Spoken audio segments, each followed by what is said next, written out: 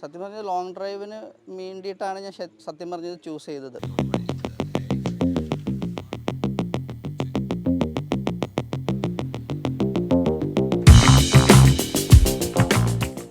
ഞാനിതെടുത്ത് second ഡേയിൽ തന്നെ ഞങ്ങൾ തഞ്ചാവൂർ അതേപോലെ തന്നെ ധനുഷ്കോടിയെല്ലാം ട്രാവൽ സിംഗിൾ 2 ഡേയ്സിൽ നമ്മൾ 1600 കിലോമീറ്റർ ഞങ്ങൾ കവർ ചെയ്തു. ഫോക്സ് വാഗൻ്റെ ഷോറൂമിൽ ചെന്നപ്പോൾ ലാസ്റ്റ് പീസ് വണ്ടി അവിടെ ഷോറൂമിൽ കിടക്കുന്നുണ്ട്. അത് റെഡ്, അത് നൈറ്റ് 10 o'clock.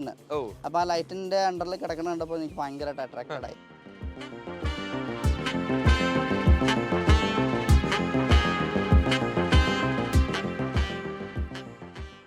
അപ്പോൾ ഇതിങ്ങനെ വരാൻ കാരണം ചോദിച്ചപ്പോൾ നമ്മളടിക്കുന്ന ഫ്യൂലാന്ന് പറഞ്ഞു.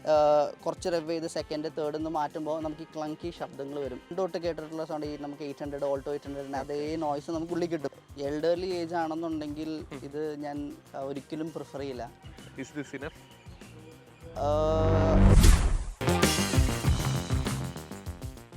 Hello friends, welcome back to another episode. ഇന്ന് നമ്മുടെ ഇന്ത്യയുടെ ഏറ്റവും ഫേവറേറ്റ് സെഡാനുമായിട്ടാണ് നമ്മൾ ഇന്ന് വന്നിരിക്കുന്നത്. ഇപ്പോൾ അവൈലബിൾ ആയിട്ടുള്ളതിൽ, കാരണം കുറേ സെഡാൻസ് കണ്ട് ശീലമുള്ള മാർക്കറ്റാണ് നമ്മളുടേത്. പക്ഷേ അതിൽ നിന്ന് ഇപ്പം വളരെ ചുരുങ്ങിയൊരു മാർക്കറ്റായിട്ട് മാറിയിരിക്കുകയാണ് ഈ ഒരു സെഡാൻ സെഗ്മെൻ്റ് എന്ന് പറയുന്നത്. അതിലെ മെയിൻ പ്ലെയറാണ് നമ്മുടെ കൂടെയുള്ളത് ഫോക്സ് വാഗൻ്റെ വേർട്ടേഴ്സിൻ്റെ 2 ഓപ്ഷൻസ് ആണുള്ളതെന്ന് അറിയാലോ. 1 ലിറ്ററും 1.5. 1.5 ആയിരുന്നു ഒരു എന്തൂസിയാസ്റ്റുകൾക്ക് താല്പര്യമുള്ള വെഹിക്കിൾ. എന്നാലും ഇപ്പോൾ 1 ലിറ്ററും അത്യാവശ്യം എല്ലാവരും ഡ്രൈവ് ചെയ്ത് ഇഷ്ടപ്പെട്ടതിന് ശേഷം അതിലോട്ട് വരുന്നുണ്ട്. നമ്മളൊരു റിവ്യൂ ഒക്കെ ചെയ്തിട്ടുണ്ട് കഴിഞ്ഞ വർഷം. സോ അതൊരു എന്തൂസിയാസ്റ്റ് ആയിരുന്നു. അതിനുശേഷം ആളും 1 ലിറ്റർ എടുത്തു. അപ്പോൾ ഇനഫാണ്, 1 ലിറ്ററിൻ്റെ പവറും ഹാൻഡ്ലിങ്ങിൽ ഇനഫാണ് എന്നുള്ളൊരു കാര്യം അവിടെ തെളിഞ്ഞു. സോ അങ്ങനെ 1 ലിറ്ററും ആളുകൾക്ക് പ്രിയമായി എന്നിരിക്കെ ഫോക്സ് വാഗൻ കേരളത്തിന് വേണ്ടിയിട്ട് സ്പെഷ്യലായിട്ട് ഒരു എഡിഷൻ പുറത്തിറക്കി. അതാണ് ഈ കിടക്കുന്ന ഫ്ലാഷ് റെഡ് കളർ. അതായത് വളരെ ലിമിറ്റഡ് പീസായിട്ടുള്ള ഒരു വെഹിക്കിളാണ് ഈ ഒരു ഫ്ലാഷ് റെഡ് കളർ വേർച്ചസ് എന്നുള്ളത്. പക്ഷേ ശരിക്കും നമ്മുടെ ഓണത്തിനോടനുബന്ധിച്ചാണ് കഴിഞ്ഞ വർഷം ഈ ഒരു കളർ അനൗൺസ് ചെയ്തത്. അതൊക്കെ ഓൾറെഡി സോൾഡ് ഔട്ട് ആയിട്ടുണ്ട് എന്നാണ് എൻ്റെ വിശ്വാസം. ഇതിനും ടൈഗൂണിനും ഈ സെയിം കളർ ഓപ്ഷൻ അവൈലബിൾ ആയിട്ടുണ്ട്. ഏതായാലും ഇതിൻ്റെ ഓണറിനോട് ഈ ഒരു വണ്ടിയുടെ കളറിൻ്റെ കാര്യങ്ങളും വണ്ടിയെ പറ്റിയുള്ള കാര്യങ്ങളെല്ലാം നമുക്ക് ചോദിച്ചു മനസ്സിലാക്കാം. അധികം ഇൻട്രോ നീട്ടുന്നില്ല, ഇതിൻ്റെ ഓണറിനെ വീഡിയോയിലേക്ക് സ്വാഗതം ചെയ്യാം. സോ ഫ്ലാഷ് റെഡ് വേർട്ടേഴ്സിൻ്റെ ഓണർ ഇതാണ്. Hi Denson bro, welcome to our channel. Bro എന്ത് ചെയ്യുന്നു? ഞാൻ ഇവിടെ എറണാകുളത്തൊരു ഇൻറ്റീരിയർ ഫേമിൽ വർക്ക് ചെയ്യാണ്. ഓക്കെ. സോ ഒരു ഫ്ലാഷ് റെഡ് വേർട്ടേഴ്സ് സ്വന്തമാക്കി. സോ അതിൻ്റെ കാര്യങ്ങളാണ് നമുക്ക് അറിയേണ്ടത്. എത്ര നാളായി വേർട്ടേഴ്സിന് വേണ്ടിയിട്ടുള്ള സെർച്ച് തുടങ്ങിയിട്ട്, എങ്ങനെയാണ് ഇതിലോട്ട് വന്നത്? ശരിക്കും പറഞ്ഞാൽ വേർട്ടേഴ്സ് എടുക്കണമെന്ന് പ്ലാൻ മനസ്സിൽ ഈ വണ്ടി എടുക്കാനായിട്ട് ഞാൻ ഇതിൻ്റെ പ്ലാൻ സ്റ്റാർട്ട് ചെയ്തപ്പോൾ എനിക്ക് ഉണ്ടായിരുന്നില്ല. അപ്പോൾ ഞാൻ ആദ്യം മനസ്സിൽ വന്നൊരു വണ്ടി എന്ന് പറഞ്ഞാൽ കൈലാക്കായിരുന്നു. കൈലാക്ക് നോക്കാം. അപ്പോൾ എനിക്ക് ബഡ്ജറ്റ് ഇച്ചിരി കൺസ്ട്രെയിൻ്റ് ആണ്. അപ്പോൾ എനിക്ക് 10 lakh ബഡ്ജറ്റിൽ വണ്ടി എടുത്താൽ മതി എന്നുള്ളൊരു കോൺസെപ്റ്റ് ആയിരുന്നു. അപ്പോൾ അധികം സ്പെൻഡ് ചെയ്യേണ്ട എന്നുള്ളൊരു പ്ലാനിലാണ് ഞാൻ ഫസ്റ്റ് കൈലാക്ക് പോയി നോക്കി. കൈലാക്ക് നോക്കിയപ്പോൾ എനിക്ക് ബാക്കിൽ സ്പേസ് ഭയങ്കര കുറവായിരുന്നു. അപ്പോൾ ബാക്കിൽ സ്പേസ് കുറവ് വന്നപ്പോൾ ഞാൻ വിചാരിച്ചു അപ്പോൾ നമുക്ക് നെക്സ്റ്റ് നോക്കാമെന്ന് പറഞ്ഞിട്ട് ഞാൻ അങ്ങനെ കുഷാക്ക് പോയി നോക്കി. കുഷാക്കിൻ്റെ ഒരു ഒനിക്സ് എന്ന് പറഞ്ഞിട്ട് ഒരു ഓട്ടോമാറ്റിക് ഉണ്ട്. അത് നോക്കി ഞാനത് ബുക്ക് ചെയ്തായിരുന്നു. അത് ബുക്ക് ചെയ്തതിന് ശേഷം ബാക്ക് സ്പേസ് ഓക്കെ ആയിരുന്നു. അതെ, ബാക്ക് സ്പേസ് അഡിക്വേറ്റ് ആയിരുന്നു. ഓട്ടോമാറ്റിക് ആണ്, ഓടിക്കാനും കംഫർട്ടബിൾ ആയിരുന്നു. അപ്പോൾ ഇതിനു മുമ്പ് എൻ്റെ ഫ്രണ്ടിൻ്റെ ഓൾറെഡി വേർട്ടസ് 1.5 മാനുവൽ ഉണ്ടായിരുന്നു. അപ്പോൾ ഞങ്ങൾ മിക്കവാറും ട്രാവൽ ആ വണ്ടിയിലാണ് ചെയ്യുന്ന. ട്രാവൽ കംഫർട്ട് ഞങ്ങൾക്ക് ഭയങ്കരമായിട്ട് ഇഷ്ടപ്പെട്ടായിരുന്നു. അപ്പോൾ 1.5 ബഡ്ജറ്റ് ലൈക്ക് ഭയങ്കര കൂടുതലാണ്. അപ്പോൾ നമുക്ക് അങ്ങോട്ട് എത്താൻ പറ്റില്ല. അങ്ങനെയാണ് ഞാൻ കുഷാക്ക് 1 ലിറ്റർ, കാരണം പാരൻസിന് കയറാൻ ഇറങ്ങാനും ഉള്ളൊരു ഈസിനെസ്സും കൊണ്ടാണ് ഞാൻ കുഷാക്കിലോട്ട് പോയത്. സത്യം പറഞ്ഞാൽ എനിക്ക് കോമ്പാക്ട് എസ്യുവിനോട് വലിയ താല്പര്യമില്ലാത്ത മനുഷ്യനാണ്. അപ്പോൾ ഇതെടുക്കണമെന്നുണ്ട്. അപ്പോൾ പാരൻസിൻ്റെ കാര്യം ഓർത്തിട്ടാണ്. ഓൾറെഡി വീട്ടിൽ വേറെ വണ്ടിയുണ്ട്, പാരൻസ് യൂസ് ചെയ്യാൻ വേറെ വണ്ടിയുണ്ട്. അപ്പോൾ നമ്മൾ പിന്നെ ഡബിൾ മൈൻഡ് ചെയ്ത് ഫോക്സ് വാഗൻ്റെ ഷോറൂമിൽ ചെന്നപ്പോൾ ലാസ്റ്റ് പീസ് വണ്ടി അവിടെ ഷോറൂമിൽ കിടക്കുന്നുണ്ട്. അത് റെഡ്, അത് നൈറ്റ് 10 o'clock. അപ്പോൾ ആ ലൈറ്റിൻ്റെ അണ്ടറിൽ കിടക്കുന്ന കണ്ടപ്പോൾ എനിക്ക് ഭയങ്കരമായിട്ട് അട്രാക്റ്റഡ് ആയി. എന്ന് പറഞ്ഞാൽ നല്ല രസമുണ്ടായിരുന്നു. പക്ഷേ ആ സമയത്ത് ഓട്ടോമാറ്റിക് അവൈലബിൾ അല്ലായിരുന്നു. ആകെ ഒരു വേരിയൻറ്റും ഈ കളറിൽ സിംഗിൾ പീസ് അവൈലബിൾ ഉണ്ടായിരുന്നുള്ളൂ.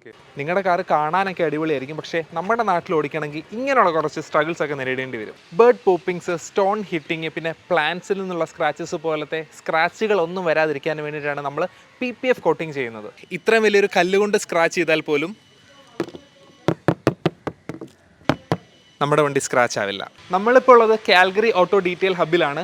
12 വർഷം മുമ്പ് കേരളത്തിനെ സെറാമിക് കോട്ടിംഗ് പരിചയപ്പെടുത്തിയ ബ്രാൻഡാണ് കാൽഗറി. വെലോസ്കിൻ എന്ന ബ്രാൻഡിന്റെ PPF ആണ് ഇവിടെ ചെയ്യുന്നത്. ഇത്രയും കാലം PPF ചെയ്യുന്നത് ഓവർ എക്സ്പെൻസീവ് ആണെന്നുള്ള പേടി ഇനി വേണ്ട. നല്ല ക്വാളിറ്റി ആൻഡ് ബെസ്റ്റ് പ്രൈസിംഗിലാണ് നിങ്ങൾക്ക് ഇവിടെ PPF ചെയ്യാൻ പറ്റുന്നത്. അപ്പോൾ ഇനി നിങ്ങളുടെ വണ്ടിയിലും സുരക്ഷിതമായിട്ടൊരു പെയിന്റ് പ്രൊട്ടക്ഷൻ ചെയ്യാനായിട്ട് contact Calgary auto detail hub. അപ്പൊ അന്ന് night all of A sudden എടുത്തൊരു ഡിസിഷൻ ആയിരുന്നു വേർട്ടസ് റെഡ്, അതായത് ഫ്ലാഷ് റെഡ് എടുക്കാന്നുള്ളത്. പാരന്റ്സ് ഓക്കെ അല്ലായിരുന്നു, പാരന്റ്സിന് ഒട്ടും സാറ്റിസ്ഫൈഡ് അല്ലായിരുന്നു സെഡാനിലൂടെ. കാരണം പപ്പ ഇച്ചിരി ഹെവിയാണ്, അപ്പോൾ പപ്പയ്ക്ക് കയറാനും ഇറങ്ങാനും ചെറിയ ബുദ്ധിമുട്ടുണ്ട് സെഡാൻസിൽ. അപ്പോൾ പപ്പയ്ക്ക് ഒരു SUV ഇല്ലാന്നുണ്ടെങ്കിൽ ഒരു മിഡ് സൈസ് SUV എടുക്കണമെന്നായിരുന്നു ആഗ്രഹം. അപ്പോൾ നമ്മൾ വീട്ടിലെ വണ്ടി പറഞ്ഞ് കൺവിൻസ് ചെയ്യിപ്പിച്ചിട്ടാണ് നമുക്ക് ആ വണ്ടി യൂസ് ചെയ്യില്ലെങ്കിൽ ഈ വണ്ടി യൂസ് ചെയ്യാമെന്നുള്ളത്. പിന്നെ പപ്പയ്ക്ക് മാനുവൽ പറ്റില്ല, മാനുവൽ ഇഷ്ടമല്ല, ഓട്ടോമാറ്റിക്കായിട്ട് യൂസ് ചെയ്യുന്നത്. അപ്പോൾ പിന്നെ എങ്ങനെയൊക്കെ പറഞ്ഞ് കൺവിൻസ് ചെയ്യിപ്പിച്ചിട്ടാണ് ഞാൻ വേർട്ടസിലോട്ട് എത്തിയത്. അതെ, സോ ലാസ്റ്റ് ഒരു പീസ് ആയിരുന്നു കേരളത്തിന് വേണ്ടി. മറ്റേ ഓണം സമയമാണല്ലോ, ഓണത്തിന്റെ സമയമാണ്, ഓണത്തിന്റെ സമയത്താണ് വണ്ടി എത്തിയത്. എക്സാക്ട്ലി, അപ്പോൾ തന്നെ തീരുകയും ചെയ്തു.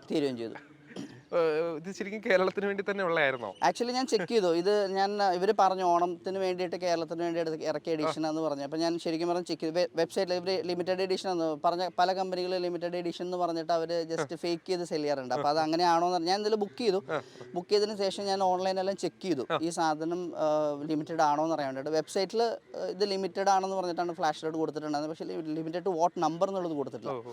അപ്പോൾ ഞാൻ പിന്നെ അന്വേഷിച്ച് വന്നപ്പോൾ ഇത് ഓൾ ഓവർ ഇന്ത്യയിൽ ആ ടൈമിൽ റിലീസ് ചെയ്തിട്ടുണ്ടായിരുന്നു. ഇതിന് 100 പീസ് ആയിരുന്നു ഓൾ ഓവർ ഇന്ത്യയിൽ അവൈലബിൾ. കേരളത്തിന് വേണ്ടി മാത്രം ഇറക്കിയതല്ല, ഇത് ഓൾ ഓവർ ഇന്ത്യയിൽ ഉണ്ടായിരുന്നു. പക്ഷേ ഇത് ലിമിറ്റഡ് ടു നമ്പേഴ്സ് ആയിരുന്നു. ഇതും അതേപോലെ തന്നെ ടൈഗോണും. ഓക്കെ, 100-ൽ 1 പീസാണ് ഈ കിടക്കുന്നത്. പിന്നെ മാർക്കറ്റിംഗിന്റെ ഭാഗമായിട്ട് കേരളത്തിന് വേണ്ടി മാത്രം എന്ന് പറയൂ അല്ലേ? അതെ, ഇനി മുന്നോട്ട് പറയാൻ പറ്റത്തില്ല. ഇതേപോലെ last year black limited edition ഓണത്തിന് ഇറക്കിയായിരുന്നു. പിന്നെ ഇതിപ്പോൾ ടോപ്പ് എൻഡിൽ അവൈലബിൾ ആണ്. ഇനി ഇത് മുന്നോട്ട് അവൈലബിൾ ആവുമോ നമുക്കറിയില്ല. ആസ് ഓഫ് നൗ ഇത് ലിമിറ്റഡ് ആണ്. B6ന്റെ ബാറ്റ്മാൻ ഒക്കെ ഇറക്കിയല്ലോ, ആദ്യം 300 പീസ് ആയിരുന്നു, പിന്നെ അത് 999,000 പീസിലോട്ടാക്കി. ഓക്കെ, അപ്പോൾ 1 ലിറ്റർ മാനുവൽ അതിലോട്ട് കിടക്കാം. 1.5 ലിറ്റർ ആണ് ഒരു ഡ്രൈവ് പ്രേമികൾക്ക് സജസ്റ്റ് ചെയ്യുന്ന എല്ലാവരും. പക്ഷേ ഇപ്പോൾ 1 ലിറ്ററിലും ഓക്കെ ആയിരിക്കും എന്ന് എല്ലാവർക്കും മനസ്സിലായി. അപ്പം എങ്ങനെയാണ് അതിൻ്റെ കാര്യങ്ങൾ? ലോങ് ഡ്രൈവ് പോകാറുണ്ടോ? 1 ലിറ്റർ ഇനഫ് ആണോ അതിന്? സിറ്റി ഡ്രൈവ്സിൽ എങ്ങനെ ഫീൽ ചെയ്യുന്നു? എല്ലാ കാര്യങ്ങളും സത്യം പറഞ്ഞത് ലോങ് ഡ്രൈവിന് വേണ്ടിയിട്ടാണ് ഞാൻ സത്യം പറഞ്ഞത് ചൂസ് ചെയ്തത്. അപ്പോൾ ഇതിനു മുമ്പ് ഞാൻ യൂസ് ചെയ്യുന്നത് താറായിരുന്നു. ഇപ്പോൾ താർ ഫസ്റ്റ് ജനറേഷൻ താറാണ്. താറിൻ്റെ കോൺഫിഡൻസ് എനിക്ക് ഇതിലുണ്ടോ എന്ന് ചോദിച്ചാൽ ഇല്ല. പക്ഷേ ഹൈവേസിൽ കംഫർട്ടാണ്. ഞാൻ താറിൽ കംഫർട്ട് അല്ലായിരുന്നു, ഇച്ചിരി റഗഡായിരുന്നു. പക്ഷേ ഭയങ്കര കോൺഫിഡൻസ് ആയിരുന്നു, നമുക്ക് എതിലും ഡ്രൈവ് ചെയ്യാറുണ്ട്. നമ്മളിപ്പോൾ ഏത് ഹൈവേ ക്രൂസിങ്ങിലാണെങ്കിലും നമുക്ക് ഭയങ്കര കോൺഫിഡൻസ് ആയിരുന്നു നമുക്ക് ട്രാവൽ ചെയ്യുമ്പോൾ. അപ്പോൾ എനിക്കിതിന് മുമ്പ് എൻ്റെ കയ്യിൽ ഒരു ഹോണ്ട സിറ്റി Gen 1 ഉണ്ടായിരുന്നു. അത് Gen 1 in the sense type 1 1999 model. അപ്പോൾ അത് ഞാൻ കുറേ നാൾ ഞാൻ അതാ യൂസ് ചെയ്തത്. അപ്പോൾ സെഡാൻ്റെ കംഫർട്ട് എനിക്കറിയാം. അത് ഇതിനേക്കാളും ലോസ്ലങ് എനിക്ക് ഇതിനേക്കാളും ഇഷ്ടമുള്ള വണ്ടിയായിരുന്നു അത്. അപ്പോൾ അന്നൊരു സെഡാൻ വേണം, ഒരു കംഫർട്ടബിൾ വണ്ടി വേണം എന്നുള്ളൊരു പ്ലാനിലായിരുന്നു ഞാൻ ഇതിലോട്ട് എത്തിയത്. അപ്പോൾ ഞാൻ താറ് സോൾഡ് ഔട്ട് ചെയ്തു. എന്നിട്ടാണ് ഞാൻ ഇതെടുത്ത് കഴിഞ്ഞ് ഹൈവേസ് ഞാൻ ഭയങ്കര സാറ്റിസ്ഫൈഡ് ആണ്. ഹൈവേസിൽ ട്രാവൽ ചെയ്യാനായിട്ട് ഞാൻ ഇതെടുത്ത് സെക്കൻഡ് ഡേയിൽ തന്നെ ഞങ്ങൾ തഞ്ചാവൂർ അതേപോലെ തന്നെ ധനുഷ്കോടിയെല്ലാം ട്രാവൽ സിംഗിൾ 2 ഡേയ്സിൽ നമ്മൾ 1600 കിലോമീറ്റർ ഞങ്ങൾ കവർ ചെയ്തു. അതെ. അപ്പോൾ നമുക്ക് എന്തെങ്കിലും വാറണ്ടിയിൽ, ജർമ്മൻ ആണല്ലോ, എന്തെങ്കിലും ഇഷ്യൂസ് ഉണ്ടെങ്കിൽ നമുക്ക് ആദ്യം തന്നെ വാറണ്ടിയിൽ സോർട്ട് ചെയ്യണം. അപ്പോൾ ഞാനതും പ്ലാൻ ചെയ്ത് ഞങ്ങൾ ലോങ് ഡ്രൈവ് പോയി. ആ സ്ട്രെച്ചിൽ ഞങ്ങൾക്ക് ടയറിങ് അല്ലായിരുന്നു, അതായത് മാനുവലിൻ്റെ ഇഷ്യൂസ് ഞങ്ങൾക്ക് അത്ര ബുദ്ധിമുട്ടുണ്ടായിരുന്നില്ല. അപ്പോൾ ഇത് എടുത്തപ്പോഴേ ഞങ്ങൾക്ക് ഒരു സംശയം ഉണ്ടായിരുന്നു. എൻ്റെ താറിൻ്റെ ആണെങ്കിലും എൻ്റെ പല വണ്ടികളുടെയും ക്ലച്ച് നമുക്ക് ഇത്ര ലോങ് ട്രാവൽ ഇല്ല. ക്ലച്ച് ഈസിയാണ് യൂസ് ചെയ്യാനായിട്ട് മാനുവലിൽ. പക്ഷേ ഇതിൻ്റെ പ്രോബ്ലം എന്ന് വെച്ചാൽ ക്ലച്ച് ഭയങ്കര ലോങ് ട്രാവൽ ക്ലച്ചാണ്. അപ്പോൾ നമ്മൾ സിറ്റീസിലൊക്കെ യൂസ് ചെയ്യുമ്പോൾ നമുക്ക് അത്ര ഈസി അല്ല. അതായത് ബാക്കിയുള്ള വണ്ടികൾ നമുക്ക് ഈസി ആയിട്ട് ഗിയർ ഷിഫ്റ്റ് ചെയ്യാം. പക്ഷേ ഇത് അങ്ങനെയല്ല, ഭയങ്കര ലോങ് ട്രാവൽ ആയതുകൊണ്ട് സിറ്റി യൂസിൽ മാനുവൽ അത്ര ഈസി അല്ല. നമുക്ക് കാല് പെയിനൊക്കെ തുടങ്ങും. പക്ഷേ ഇതിൻ്റെ ഒരു പ്ലസ് പോയിന്റ് എന്ന് വെച്ചാൽ ഇതിൻ്റെ ഗിയറിംഗ് റേഷ്യോ എങ്ങനെയാണെന്ന് എനിക്കറിയില്ല. പക്ഷേ ഗിയറിംഗ് റേഷ്യോ ബേസിക്കലി നോക്കുമ്പോൾ നമുക്കിപ്പോൾ തേർഡ് ഗിയർ ഇട്ട് കഴിഞ്ഞാൽ തേർഡ് ഗിയറിൽ നമുക്കൊരു 20 സ്പീഡ് എത്തുകയും ചെയ്യാം. അറ്റ് എ ടൈം നമുക്ക് 100ഉം. അപ്പോൾ സിറ്റിയിൽ ഇപ്പം നമുക്ക് ഫ്യൂൽ എഫിഷ്യൻസി നമുക്കൊരു കൺസേൺ അല്ലാന്നുണ്ടെങ്കിൽ നമ്മൾ തേർഡ് ഗിയറിൽ ഇട്ട് കഴിഞ്ഞാൽ നമുക്ക് ആ തേർഡ് ഗിയറിൽ തന്നെ നമുക്ക് ഇറങ്ങണം, ടൗൺ മൊത്തം ഇറങ്ങാം. അങ്ങനെയാണ് ഇതിപ്പോൾ ഞാൻ ക്ലച്ചിൻ്റെ ഡിഫിക്കൽട്ടി മാനേജ് ചെയ്യുന്നത്. ഇപ്പോൾ തേർഡ് ഗിയർ അല്ലെങ്കിൽ ഫോർത്ത് ഗിയർ ഇട്ടാൽ തേർഡ് ഗിയർ ആയിരിക്കും മാക്സിമം ഞാൻ ഒരു പ്രിഫർ ചെയ്യുന്ന ഒരു ഗിയർ. അപ്പോൾ അത് ഇട്ട് കഴിഞ്ഞാൽ വലിയ പ്രോബ്ലം ഇല്ല, നമുക്ക് യൂസ് ചെയ്യാൻ പറ്റും. അതെ യൂസ് ചെയ്യാം. പിന്നെ 1.5 and 1 ലിറ്റർ, ശരിക്കും പറഞ്ഞാൽ ഇതിന് മുമ്പ് ഞാൻ 1 ലിറ്റർ ഓടിച്ചിട്ടില്ല, 1.5 ഞാൻ ഓടിച്ചിട്ടുള്ളത്. എൻ്റെ ഫ്രണ്ടിന് ഞാൻ പറഞ്ഞല്ലോ ഓൾറെഡി ഉണ്ടെന്നുള്ളത്. മാനുവൽ സെയിം ഇഷ്യൂ ഉണ്ട്. അതേപോലെ ക്ലച്ച് കത്തുന്ന പ്രോബ്ലം ഉണ്ട്, പെട്ടെന്ന് ക്ലച്ച് ബേൺ ആവും. നമ്മൾ ഈ ഞങ്ങൾ കൊടൈക്കനാൽ ട്രിപ്പൊക്കെ പോയപ്പോൾ ചെറിയൊരു സ്റ്റീപ്പിൽ നമ്മൾ നിർത്തിയെടുക്കുകയാണെന്നുണ്ടെങ്കിൽ ക്ലച്ച് പെട്ടെന്ന് കത്തുന്ന ഒരു ടെൻഡൻസി 1.5 ഉണ്ട്. ചിലപ്പോൾ ഹൈ റൈവിങ് ആയതുകൊണ്ടാവാം, ഇല്ലെങ്കിൽ ലോങ് ട്രാവൽ ഉള്ളതുകൊണ്ടാവാം. അപ്പം അത് പവർ എൻറ്റയർലി ഡിഫറെൻറ്റ് മൂഡാണ്. അപ്പോൾ അതിന് പിന്നെ ബഡ്ജറ്റും കൂടുതലാണ്. പക്ഷേ ഇതൊരിക്കലും നമ്മുടെ ഇന്ത്യൻ റോഡ്സിന് ആഡിക്വേറ്റ് ആണ്. ഈ 114 bhp എന്ന് പറയുന്നത് ആഡിക്വേറ്റ് ആണ്. പിന്നെ ഞാൻ ഇത് എടുക്കുന്നതിന് മുമ്പ് ഞാൻ ഇതിൻ്റെ റിസർച്ച് എല്ലാം ചെയ്തു വന്നപ്പോൾ ഇത് ഗ്ലോബൽ എഞ്ചിനാണ്. ഇത് മാനുഫാക്ചർ ചെയ്തപ്പോൾ ഇവരുടെ മാനുഫാക്ചർ ഇവർ ഡിസൈൻ ചെയ്തിരിക്കുന്നത് 270 bhp ക്രാങ്കിൽ പ്രൊഡ്യൂസ് ചെയ്യാനുള്ള കേപ്പബിലിറ്റി ഉള്ള എഞ്ചിനാണിത്. ഇപ്പോൾ 1 ലിറ്റർ എന്ന് പറയുമ്പോൾ അത്രയും കേപ്പബിൾ ആയിട്ടുള്ള എഞ്ചിനാണ്. അപ്പം അങ്ങനെയാണ് ഞാൻ എന്നെ തന്നെ കൺവിൻസ് ചെയ്യിപ്പിച്ചത് 1 ലിറ്റർ മതി എന്നുള്ളൊരു ഇതിലോട്ട് എത്തിയത്. പക്ഷേ ചില ടൈമിൽ നമ്മൾ 1.5 ഓടിക്കുമ്പോൾ ഇത് ഉണ്ടായിരുന്നെങ്കിൽ കൊള്ളായിരുന്നു എന്നുള്ള ചിന്ത വരും. ചില ടൈം ഏതാണ്, ലോങ് ഡ്രൈവ്സ് പോകുമ്പോഴാണോ അതോ? ലോങ് ഡ്രൈവേഴ്സ് അല്ല, ചില ഗാർഡ് സെക്ഷനിൽ നിന്നുള്ള ഓവർടേക്കിംഗ് വരുമ്പോൾ, ഗാർഡ് സെക്ഷനിൽ ഓവർടേക്കിംഗ് വരുമ്പോൾ നമുക്ക് ഒരു 1.5 ഉണ്ടായിരുന്നെങ്കിൽ എന്നുള്ളൊരു, അതിൻ്റെ ഒരു ആക്സിലറേഷൻ ഭയങ്കര ക്വിക്കാണ്, അതിനേക്കാൾ ടോർക്ക് ഹയർ ആണ്. അത് ആ ടൈമിൽ നമുക്ക് തോന്നും. അതല്ലാണ്ട് വണ്ടി ഈസ് ആഡിക്വേറ്റ്. അപ്പോൾ 1.5 ഏകദേശം ഒരു 3-4 ലക്ഷം രൂപയുടെ വ്യത്യാസം വരില്ലേ? എനിക്ക് ഈ വണ്ടി ഓൺ റോഡ് 17 lakhs ആണ് ആയത്. ഓക്കെ, അപ്പോൾ 1.5 എടുക്കുവാണെന്നുണ്ടെങ്കിൽ 21 അടുത്ത് വരുന്നുണ്ട്. അപ്പോൾ ഇത് തന്നെ ഞാൻ 10 lakhs നിന്ന് സ്ട്രെച്ച് ചെയ്താണ് 17 എത്തിയത്. അപ്പോൾ ഇനിയും സ്ട്രെച്ച് ചെയ്യാന്ന് പറഞ്ഞാൽ ഔട്ട് ഓഫ് ബഡ്ജറ്റ് ആവും. അതുകൊണ്ടാണ് ഞാൻ പിന്നെ ഇത് മതി, ദിസ് ഇസ് ഇനഫ് എന്നുള്ളൊരു കോൺസെപ്റ്റിലോട്ട് എത്തിയത്. Is this enough? As of now, yes. Okay, long ഡ്രൈവ്സിലും എല്ലാത്തിലും ഇനഫ് ആയിട്ട് ഫീൽ ചെയ്തു. അതെ, ഞാൻ ബാംഗ്ലൂർ ട്രാവൽ ചെയ്തു, അതേപോലെ തന്നെ തഞ്ചാവൂർ ട്രാവൽ ചെയ്തു. ഇതിൽ വെച്ചിട്ട് ഇറ്റ്സ് ഓക്കെ. പക്ഷേ ബ്രേക്കിംഗ് എഫിഷ്യൻസി കുറച്ചും കൂടി ഉണ്ടായിരുന്നെങ്കിൽ കുറച്ചും കൂടി നല്ലതായിരുന്നു. കാരണം ഞാൻ ബാംഗ്ലൂരിൽ ഒരു പാനിക് ബ്രേക്കിംഗ് ഉണ്ട്, 130 ഒരു പാനിക് ബ്രേക്കിംഗ് ഉണ്ടായിരുന്നു. വണ്ടി സ്റ്റോപ്പായി, പക്ഷേ പെട്ടെന്ന് പെഡൽ ഹാർഡായി. അത് നമ്മളിപ്പോൾ ഒരു സഡനായിട്ട് ബ്രേക്ക് ചെയ്യുമ്പോൾ ഫസ്റ്റ് പെഡലിങ് സെക്കൻഡ് പെഡലിങ് ഓക്കെയാണ്, അത് കഴിയുമ്പോൾ പെഡൽ പെട്ടെന്ന് ഹാർഡാവുന്നുണ്ട്. അതെന്താ ഇഷ്യൂ എന്ന് എനിക്കറിയില്ല. എനിക്ക് തോന്നുന്നു ഇതിൻ്റെ നമ്മൾ പോളോടൊക്കെ വെച്ച് നോക്കുമ്പോൾ ഇതിൻ്റെ ബ്രേക്ക് പാച്ച് മാറിയിട്ടുണ്ട്, പെട്ടെന്ന് വേറെ ആവുന്നുള്ള ഇഷ്യൂ ഉണ്ട്. ഇവർ ബ്രേക്ക് പാച്ച് കുറച്ചുകൂടി വേറെ ഏതൊരു കോമ്പോസിഷനിലാണ് ബ്രേക്ക് പാച്ച് ഉണ്ടാക്കിയിരിക്കുന്നത്. അതുകൊണ്ട് ചെറിയൊരു ഹാർഡ്നെസ് ഉണ്ട്. പിന്നെ ഒരു 4 ഡിസ്ക് ഇല്ലാത്തതിൻ്റെ, റെയറിലും ഡിസ്ക് ഇല്ലാത്തതിൻ്റെ ഒരു ചെറിയൊരു കുറവും കൂടി ഉണ്ട്. റിയർ ഡിസ്ക് അല്ല, ഓൾ വീൽ ഡിസ്ക് അല്ല ഇന്ന് വന്നിരിക്കുന്നത്. ഓക്കെ, അതിൻ്റെ ഒരു കുറവ് തോന്നിയിട്ടുണ്ടെന്നല്ലേ? അല്ലാതെ ഹാൻഡിലിങ്ങിൻ്റെ കാര്യത്തിൽ എങ്ങനെയുണ്ട്? ഹാൻഡ്ലിംഗ് ഒക്കെ സാറ്റിസ്ഫൈഡ് ആണ്. ഹാൻഡ്ലിംഗ്, പെർഫോമൻസ്, അത്യാവശ്യം ഫ്യൂൽ എഫിഷ്യൻ്റ് ആണ്, അതിലൊക്കെ സാറ്റിസ്ഫൈഡ് ആണ്. എന്നാലും ചെറിയൊരു ഇഷ്യൂസ് ഒന്നും.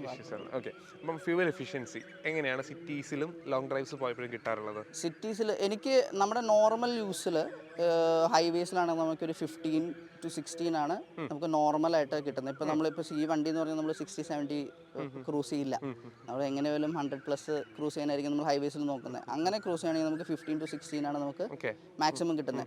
പിന്നെ നമ്മൾ ഫ്യൂൽ എഫിഷ്യൻസി വേണം എന്ന് വിചാരിച്ച് ഓടിക്കുകയാണെന്നുണ്ടെങ്കിൽ എനിക്ക് 21 വരെ കിട്ടിയിട്ടുണ്ട്. അതല്ല, നമ്മൾ സിറ്റീസിൽ എനിക്ക് ഏറ്റവും ലീസ്റ്റ് കിട്ടിയിരിക്കുന്നത് 12 ആണ്. അങ്ങനെ തൃശ്ശൂർ ഹൈവേസിലൊക്കെ എനിക്ക് 15 to 18 നമ്മൾ നോക്കി ഓടിക്കുകയാണെങ്കിൽ കിട്ടും. ആ ഒരു കാര്യത്തിൽ 1.5 പോകാഞ്ഞത് കാര്യമായി തോന്നി, കാരണം സിംഗിൾ ഡിജിറ്റിലോട്ടാണ് പോകാറുള്ളത്. അതെ, കറക്റ്റ്. അത് വെച്ച് നോക്കുമ്പോൾ എനിക്ക് സാറ്റിസ്ഫൈഡ് ആണ്. മൈലേജിൽ ഞാൻ മോർ ദാൻ എനഫ് ആണ്. ഓക്കെ, അപ്പോൾ അവസാനം വീട്ടുകാർക്ക് താല്പര്യമില്ലാതെയും വേർട്ടസിലോട്ട് വന്നു. അതിനുശേഷം വീട്ടുകാർ യാത്ര ചെയ്തില്ലേ? പാരൻസിനെ വെച്ച് യാത്ര ചെയ്തപ്പോൾ എങ്ങനെ ഉണ്ട് അവരുടെ ഒരു എക്സ്പീരിയൻസ് എങ്ങനെയുണ്ട്?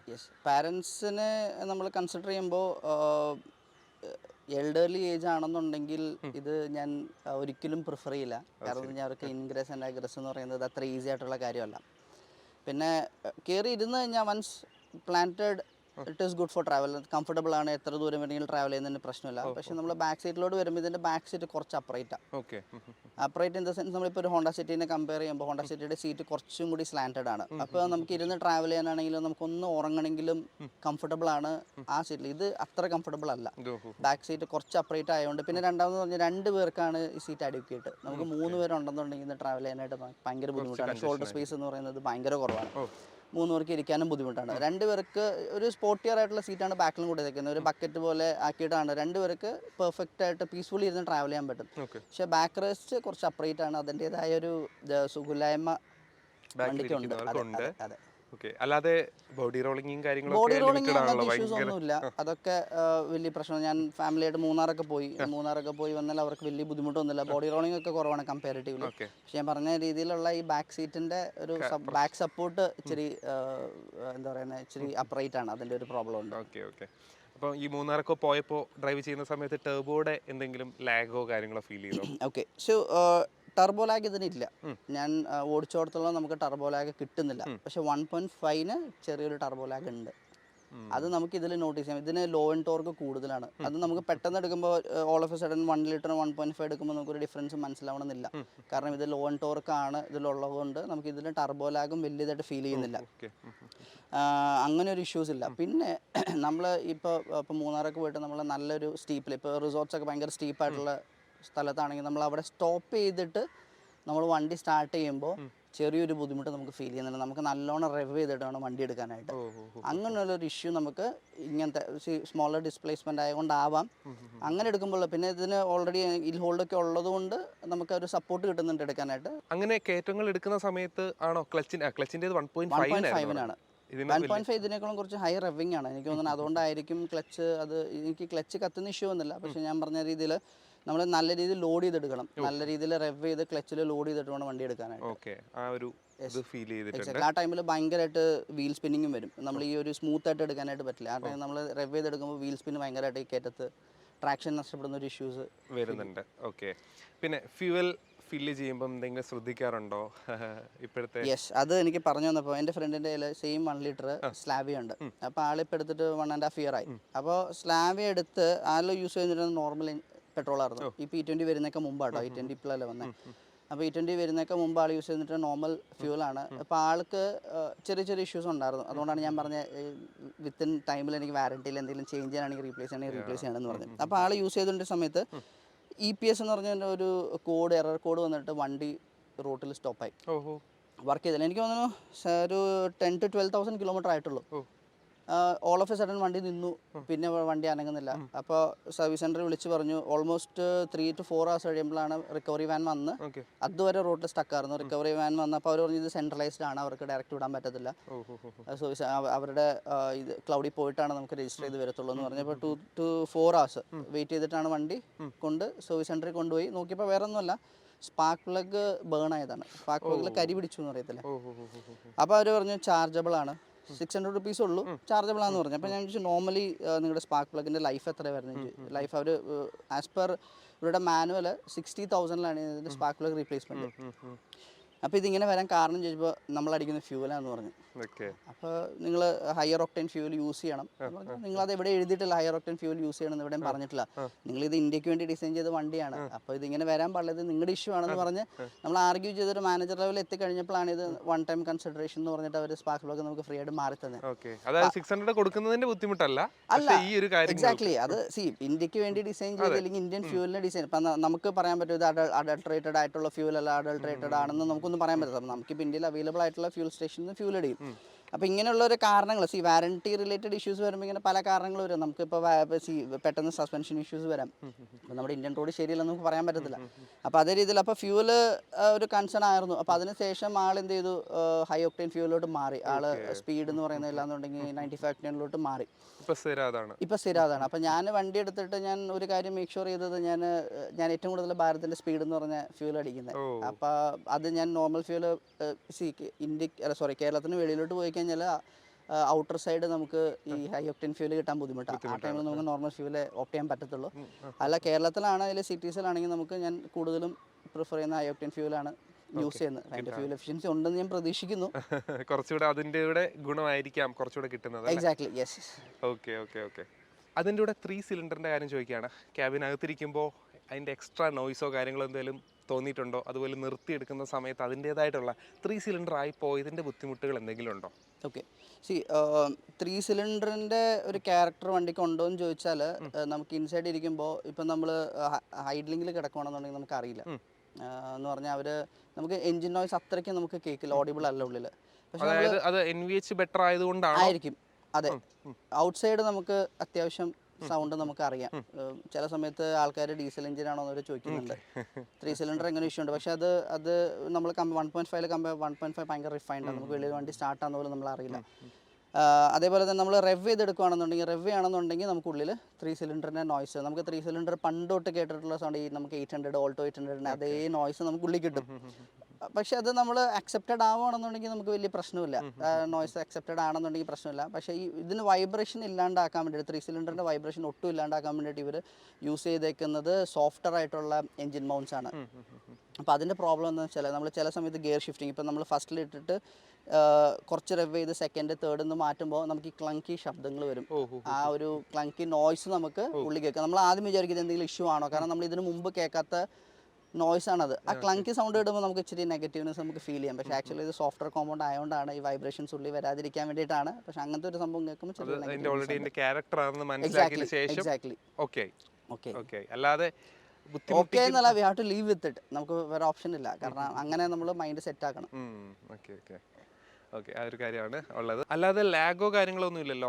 ഇല്ല, ലാഗ് നമുക്കിപ്പോൾ നോർമൽ സർഫേസിൽ നിർത്തിയെടുക്കുമ്പോൾ നമുക്ക് ലാഗ് കാര്യങ്ങൾ അങ്ങനെയൊന്നും നമുക്ക് ഫീൽ ചെയ്യില്ല. 3 സിലിണ്ടർ ആണ് 1 ലിറ്റർ ആണെന്നൊന്നും നമുക്ക് തോന്നില്ല. ഞാൻ പറഞ്ഞ പോലെ ഇപ്പോൾ നമ്മൾ ഹിൽ സ്റ്റേഷനിലൊക്കെ പോയി നല്ല സ്റ്റീപ്പായിട്ടുള്ള, കാരണം ഞങ്ങൾ ഒരു വർഷം പോയപ്പോൾ മൂന്നാർ റിസോർട്ട് എന്ന് പറയുമ്പോൾ നല്ല സ്റ്റീപ്പായിരുന്നു. അപ്പോൾ അതിൽ എഴുതി വെച്ചിട്ടുണ്ട് ഫസ്റ്റ് ഗിയറിൽ തന്നെ നിങ്ങൾ ഇവിടുന്ന് ഫസ്റ്റ് ഗിയർ ഇട്ടെടുക്കണം എന്നുള്ളൊരു വാണിംഗ് ഒക്കെ ഉണ്ടായിരുന്നു. അവിടെ നമ്മൾ സ്റ്റോപ്പ് ചെയ്തെടുത്തപ്പോൾ ചെറിയൊരു നമുക്കൊരു ബുദ്ധിമുട്ട് വന്നു. ഭയങ്കരമായിട്ട് ഹൈ റെവ് ചെയ്തെടുക്കേണ്ട ഒരു അവസ്ഥ വന്നിരുന്നു. അതല്ലാതെ കുഴപ്പം നോർമലില്ല. ഓക്കെ. പിന്നെ വണ്ടി ഇപ്പോൾ എത്ര കിലോമീറ്റർ ആയി? ഇപ്പോൾ 6000 കിലോമീറ്റർ ആയി. ഓക്കെ, 3-4 മന്ത്സ് കൊണ്ട് അതെ 6000 ആയി. സർവീസ് കാര്യങ്ങൾ ഒക്കെ ആകുന്നേ ഉള്ളൂ, മെയിൻ സർവീസുകൾ? അതെ, മെയിൻ സർവീസ് ആവുന്നു. അല്ലാതെ എവിടുന്നായിരുന്നു ഷോറൂമും സർവീസും? ഓക്കെ, ഞാൻ EVM കൊച്ചി മരടിൽ നിന്നാണ് ഞാൻ വണ്ടി എടുത്തത്. സെയിൽസ് സപ്പോർട്ടും നല്ലതായിരുന്നു. അതേപോലെ തന്നെ സർവീസ് എനിക്ക് ആദ്യം ഇതിൻ്റെ ഞാൻ പറഞ്ഞല്ലോ, ഫസ്റ്റ് ലോങ് ട്രിപ്പ് വന്നപ്പോൾ തന്നെ ഫസ്റ്റ് സർവീസ് ആയി. ഫസ്റ്റ് സർവീസ് അല്ല, ചെക്കപ്പായി. ഫസ്റ്റ് ചെക്കപ്പ് കൊടുത്തു. അത് കഴിഞ്ഞിട്ട് എനിക്ക് ചെറിയൊരു നോയ്സ് വന്നായിരുന്നു. നമ്മുടെ ഹാൻഡ് ബ്രേക്കിൻ്റെ അവിടെ നിന്ന് ചെറിയൊരു വൈബ്രേഷൻ നോയ്സ് വന്നപ്പോൾ കൊടുത്ത ഒരു വണ്ടിയിൽ നമുക്ക് ക്ലിയർ ചെയ്ത് തന്നു. അതിനെപ്പറ്റി ഞാൻ പറയാനുള്ളില്ല എന്താ ഇഷ്യൂ എന്നുള്ളത്. അത് ക്ലിയർ ചെയ്ത് തന്നു. സർവീസ് സപ്പോർട്ട് EVMന്റെ സൈഡിൽ നിന്ന് നല്ലതാണ്. ഇല്ലില്ല, ആസ് ഓഫ് നൗ നല്ലതാണ്. ഓക്കെ. പിന്നെ ഇപ്പം അത്യാവശ്യം ആദ്യമുള്ള ഇഷ്യൂസ് സോർട്ട് ചെയ്യാനാണല്ലോ ലോങ് ഡ്രൈവ്സ് കിട്ടി ഉടനെ പോയത്. എന്തെങ്കിലും ഇഷ്യൂസ് കണ്ടെത്തിയോ ആ ഒരു ഡ്രൈവില്? മെക്കാനിക്കലി നമുക്ക് വലിയ ഇഷ്യൂസ് ഒന്നും വന്നില്ല. Mechanically it was good. നമുക്ക് അതല്ലാണ്ടുള്ള ക്വാളിറ്റി ഇഷ്യൂസിൻ്റെതായ പ്രോബ്ലംസ് നമുക്കുണ്ട്. റാറ്റ്ലിങ്സ് ഉണ്ട്. റാറ്റ്ലിങ്സ് ഇപ്പോൾ ഓൾറെഡി ഇപ്പോൾ ഡാഷ്ബോർഡിലൊക്കെ റാറ്റ്ലിങ്സ് ഉണ്ട്. അതെല്ലാം അകത്ത് കയറുമ്പോൾ നമുക്ക് ചോദിക്കാം. പിന്നെ ഫീച്ചേഴ്സിനെ പറ്റി ചോദിക്കാനുണ്ട്, ഹെഡ്ലൈറ്റ് വിസിബിലിറ്റിയെ പറ്റി ചോദിക്കാനുണ്ട്. അതൊക്കെ നമുക്ക് അകത്ത് കയറി സംസാരിച്ചാലോ? അങ്ങനെ നമ്മൾ ഇന്റീരിയറിൽ വന്നു, വണ്ടി സ്റ്റാർട്ട് ചെയ്യാം.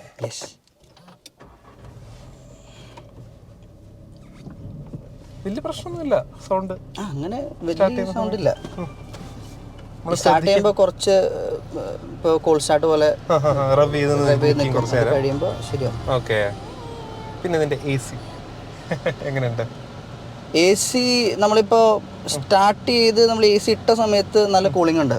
അത് കഴിഞ്ഞ് കുറച്ച് കഴിയുമ്പോഴത്തേക്കും ഇതിന്റെ കൂളിംഗ് ഭയങ്കരമായിട്ട് ഇൻഎഫിഷ്യൻ്റ് ആവും, ഭയങ്കരമായിട്ട് ഡ്രോപ്പ് ആവും. അതായത് ഇപ്പോൾ നമ്മളിപ്പോൾ ഒരു 24 നോർമലി ഇതിന് മുമ്പ് ഉണ്ടാകുന്ന വണ്ടി നമ്മളിപ്പോൾ 24 സെറ്റ് ചെയ്ത് കഴിഞ്ഞാൽ, അപ്പോൾ ഞാൻ പറഞ്ഞു എൻ്റെ പപ്പയുടെ ഒരു വണ്ടി ഉണ്ട്, അതൊരു ഹാച്ച് ബാക്കാണ്, നിസാൻ മൈക്ര ഓട്ടോമാറ്റിക്.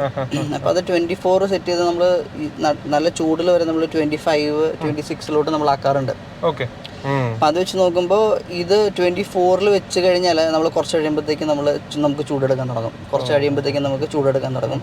അപ്പോൾ ബാക്കിൽ ആളുണ്ടെന്നുണ്ടെങ്കിൽ ബാക്കിൽ ഒട്ടും തണുപ്പുണ്ടാവില്ല. ഇപ്പോൾ ബാക്കിൽ വെൻ്റ് ഉണ്ടെങ്കിലും അവിടെ കൂളിംഗ് ഉണ്ടാവില്ല. അപ്പോൾ നമ്മളിവിടെ 19 ഫോഴ്സ്ഫുള്ളി 19 ഇടണം, അല്ലെങ്കിൽ 19 ഒക്കെ ഇട്ടാലാണ് നമുക്കൊരു കൂളിംഗ് നമുക്ക് അഡിക്വേറ്റ് എഫിഷ്യൻ്റ് എന്ന് പറയാൻ പറ്റത്തില്ല, അഡിക്വേറ്റഡ് നിൽക്കത്തുള്ളൂ. സ്റ്റാർട്ടിങ്ങിൽ ഈ കൂളിംഗ് കിട്ടുന്നുണ്ട്, എക്സാക്ട്ലി. ഇപ്പോൾ പെട്ടെന്ന് ക്യാബിൻ തണുപ്പിക്കാൻ അല്ലെങ്കിൽ കൂൾ ഡൗൺ ചെയ്യാൻ വേണ്ടിയിട്ട് ആ ടൈമിൽ ഒരു എഫിഷ്യൻ്റ് ആയിട്ട് വർക്ക് ചെയ്തിട്ട് പിന്നെ ഭയങ്കരമായിട്ട് കൂളിംഗ് ഡൗൺ ആവുന്നുണ്ട്. അങ്ങനെ ഒരു ഇഷ്യൂ ഉണ്ട്.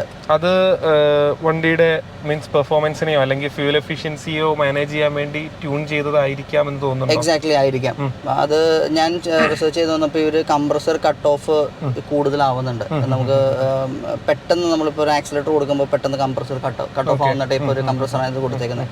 അപ്പോൾ നമ്മളിപ്പോൾ ഒരു പുതിയ എന്താ പറയുന്നത് നമ്മുടെ സ്കോഡ കുഷാക്ക് ഫേസ് ലിഫ്റ്റ് വന്നല്ലോ, അപ്പോൾ അതിൻ്റെ കംപ്രസർ ചേഞ്ച് ചെയ്തിട്ടുണ്ടെന്ന് പറഞ്ഞു. ഇവർ ആദ്യം പറഞ്ഞ ഇതിൻ്റെ ട്യൂണിങ് യൂറോപ്യൻ സ്പെക്കിലാണ് കിടക്കുന്നതെന്നൊക്കെയുള്ള രീതിയിൽ കുറേ റൂമേഴ്സ് പറയാനുണ്ടായിരുന്നു. പക്ഷെ അതൊന്നും മാറ്റിയിട്ട് കാര്യമില്ല.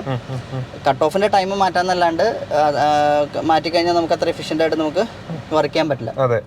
അപ്പോൾ കംപ്രസർ ചേഞ്ച്, ഇനി ഇതിൻ്റെ ഫേസ് ലിഫ്റ്റ് വരുമ്പോൾ മിക്കവാറും ഇതിൻ്റെ ഒരു കംപ്രസർ ചേഞ്ച് ആയിട്ട് വരാനുള്ള സാധ്യത ഉണ്ട്. അപ്പൊ ഇനി ഫ്യൂച്ചറിൽ വണ്ടികൾക്ക് കൂളിംഗ് സോർട്ടഡ് ആവും. അതെ അതെ.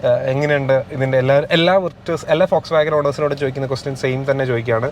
ഇതിന്റെ സ്വിച്ചസ് യൂസ് ചെയ്യാൻ ഭയങ്കര ഡിഫിക്കൽട്ട് ആണ്. അതിനൊക്കെ നല്ലത് ഒരു മാനുവൽ സ്വിച്ച് അല്ലെങ്കിൽ റോട്ടറി സ്വിച്ച് മതിയായിരുന്നു. എന്ന് പറയുന്നത് ഇത് നമുക്ക് എപ്പോഴും നോക്കി ചെയ്യണം. നോക്കി ചെയ്തില്ലെങ്കിൽ നമ്മൾ ഉദ്ദേശിച്ച ടെമ്പറേച്ചറിൽ നമുക്ക് സെറ്റ് ചെയ്യാൻ പറ്റില്ല. ഇല്ല ഇത്ര നാളായിട്ട് ഇത് ഇത്ര നാളല്ല, ഇതിന് മുമ്പ് ഞാൻ യൂസ് ചെയ്തോണ്ടിരുന്നല്ലോ. നമുക്ക് സോർട്ട് ആയിട്ടില്ല. ഇത് യൂസ് ചെയ്യണമെന്ന് നമുക്ക് നമ്മൾ ഐസ് ഇങ്ങോട്ട് വരണം. ഇങ്ങോട്ട് നോക്കിയിട്ട് ചെയ്തില്ലെങ്കിൽ നമുക്ക് ലുക്ക് ഇങ്ങോട്ട് വന്നില്ലെങ്കിൽ നമുക്ക് കിട്ടില്ല. പിന്നെ എയർ പ്യൂരിഫൈയിങ് ഒക്കെ ഉണ്ട്. അതെ, മറ്റ് കുറേ ഫീച്ചേഴ്സുകൾ ആവശ്യത്തിനുള്ള കാര്യങ്ങളൊക്കെ ഇതിൽ കൊടുത്തിട്ടുണ്ട്. അതിൽ ഏറ്റവും ഫേവറേറ്റ് ആയിട്ടുള്ള ഏറ്റവും ഇഷ്ടപ്പെട്ട ഫീച്ചർ എന്താണ്? എനിക്ക് ഫീച്ചർ വൈസ് ഡ്രൈവ് ചെയ്യാം. യെസ്, ഞാൻ സത്യം പറഞ്ഞ ഫീച്ചർ നോക്കുന്ന ഒരാളല്ല. ഞാൻ കൂടുതലും ഒരു എന്താ പറയുന്നത് ബേസിക് ഫീച്ചേഴ്സ് മെയിൻറ്റെയിൻ ചെയ്യാൻ താല്പര്യപ്പെടുന്ന മനുഷ്യനാണ്. എനിക്ക് ഇതിൽ ആകെ തോന്നിയത്, ഇതിനു മുമ്പ് യൂസ് ചെയ്തതിൽ വെച്ചിട്ട് എനിക്ക് ഇത്ര നല്ലൊരു ഇൻഫർടൈൻമെന്റ് ഉണ്ടായിരുന്നില്ല. ബേസിക് ഇൻഫർടൈൻമെന്റ് ആണ്, still it's okay. Music system speakers ആണെങ്കിലും മ്യൂസിക് സിസ്റ്റേഴ്സ് ആണെങ്കിലും അത്യാവശ്യം നല്ലതാണ്. പിന്നെ നമുക്ക് പറയത്തക്ക രീതിയിലുള്ള ഫീച്ചേഴ്സ് ഈ വണ്ടിക്കില്ല. ഇപ്പൊ നമ്മൾ വേറെ ഹ്യുണ്ടായി വണ്ടിയോ അല്ലെങ്കിൽ മഹീന്ദ്ര വണ്ടീനെ വെച്ചൊക്കെ കമ്പയർ ചെയ്യുമ്പോൾ അത്ര ഫീച്ചേഴ്സ് ഒന്നുമില്ല. Basic features and safety features ഉള്ളൂ. ഇതിൽ വെന്റിലേഷൻ ഒന്നും ഇല്ല. ഇല്ല. ഇത് GT ലൈൻ എന്ന് പറഞ്ഞൊരു വേരിയന്റ്. GT ലൈൻ കഴിഞ്ഞിട്ട് ഒരു വേരിയന്റും കൂടി അപ്പർ വേരിയന്റ് ഉണ്ട്. ആ വേരിയന്റിന് തൊട്ടാണ് ഈ പറയുന്ന സീറ്റ് വെന്റിലേഷനും ഫുൾ ലെതർ അപ്പോൾസറി 1 ലിറ്ററിന്. പിന്നെ വരുന്നത് 1.5. ഞാൻ ഇതിൽ അതൊക്കെ പ്രതീക്ഷിച്ചു. എല്ലാ ടോപ്പ് ഫീച്ചേഴ്സും ഉണ്ടാവുമെന്നാണ് വിചാരിച്ചിരുന്നത്. ആകെയുണ്ട് ഈ രണ്ട് കാര്യങ്ങൾ മെയിൻ ആയിട്ട് missing. Subwoofer, leather seats, seat ventilation, ഇത് മൂന്നും. പിന്നെ കാലിപ്പർ റെഡ് അല്ല, അത് ഫ്ലാഷ് റെഡ് എന്നൊക്കെ പറഞ്ഞിട്ട്. എക്സാക്ട്ലി. GTക്ക് മാത്രമാണ് 1.5ക്ക് മാത്രമാണ് നമുക്ക് ഈ പറയുന്ന കാലിപ്പർ റെഡ് വന്നിട്ടുള്ളൂ. ബാക്കി എല്ലാ വണ്ടിക്കും സിൽവർ ആണ്, നോർമൽ കാലിപ്പർ ആണ്. ലോങ് ആണ് ക്ലച്ച്. കുറച്ച് മാനുവൽ നമുക്ക് ഇതൊന്ന് ഇതിലോട്ടൊന്ന് അഡ്ജസ്റ്റ് ആയി വരച്ചിട്ട് ടൈം എടുക്കും.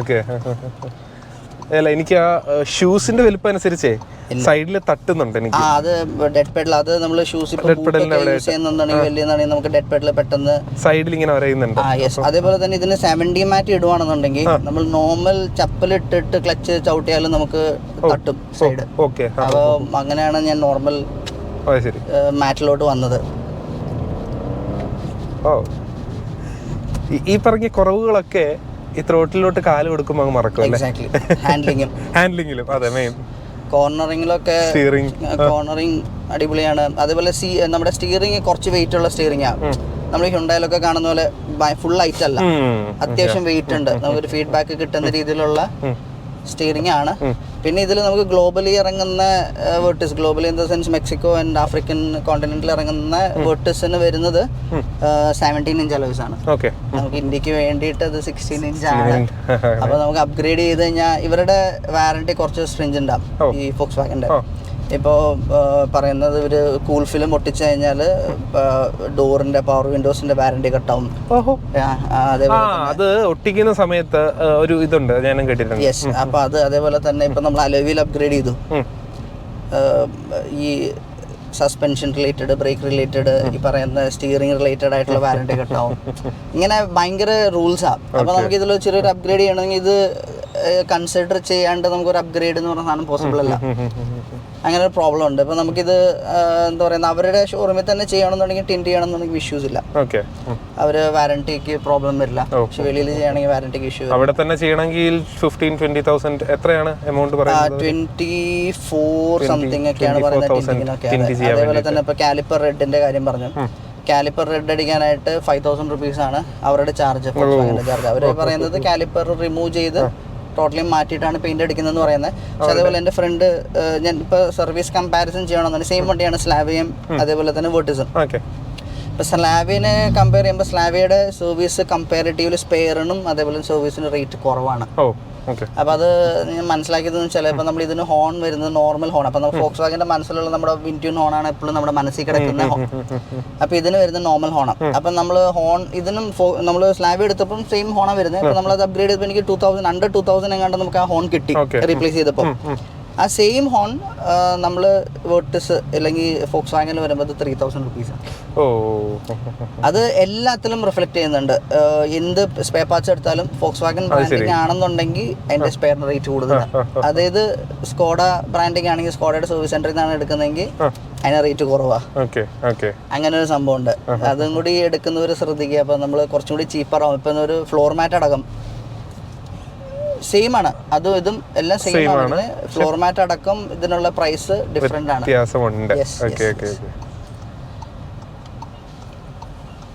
ഞാൻ തിരിക്കാൻ കുറച്ച് നേരം കൊണ്ട് നോക്കും ഓരോ സ്ഥലങ്ങള്. ഇനി അങ്ങോട്ട് പോയാൽ ഒന്നുകൂടെ ഇതാവും, ഭയങ്കര റഷ്. ഇവിടെ എങ്ങനെയും ആക്കാൻ വിചാരിച്ചു. എനിക്ക് അവിടെ എന്തോ ആവുന്നുണ്ട്. എനിക്ക് ഇവിടെ മറ്റേ തട്ടുന്ന അല്ല, അത് ഒരു 2 സ്റ്റെപ്പ് പോലെ ക്ലച്ച് ഉള്ള. കുറച്ച് കഴിയുമ്പോൾ ഫുൾ ഫ്രീ ആവും. പകുതി കഴിഞ്ഞാൽ പിന്നെ പടയെന്ന് പറഞ്ഞിട്ട് കാല് പൊന്തി പോരുന്നുണ്ട്. സംഭവം ഇതാണേ, അതിന്റെ അകത്തെ ആ ഒരു ഇതില്ലേ ഡിസൈൻ, അതിന്റെ ഷൂസിന്റെ അടിയിലത്തെ ഗ്രിപ്പ് കുറച്ച് കൂടുതലുള്ള ഇതാ. അത് GT ലൈനിലും 1.5 മാത്രമായിട്ട് ഈ പെഡൽ വരുന്നത്. സ്പോർട്സ് പെഡൽ ഒക്കെ വരും, പക്ഷേ അതനുസരിച്ചുള്ള ഷൂസും യൂസ് ചെയ്യണം അല്ലേ? അതെ. ക്യാമറ എന്ത് തോന്നുന്നു? ഇത് റിവേഴ്സ് ക്യാമറയുടെ പ്രോബ്ലം ഈ ഒരു വലിയ സ്ക്രീനിൽ ചെറുതായിട്ടാണ്, പക്ഷെ ക്വാളിറ്റി ഉണ്ട് കേട്ടോ. ഞാൻ കമ്പയർ ചെയ്തപ്പോൾ ക്വാളിറ്റി ഉണ്ട് വേറെ വണ്ടിയിൽ വെച്ച് കമ്പയർ ചെയ്യുമ്പോൾ. പക്ഷേ പ്രോബ്ലം എന്ന് പറഞ്ഞാൽ ഭയങ്കര ചെറുതായിട്ട് കാണിക്കുന്നത്.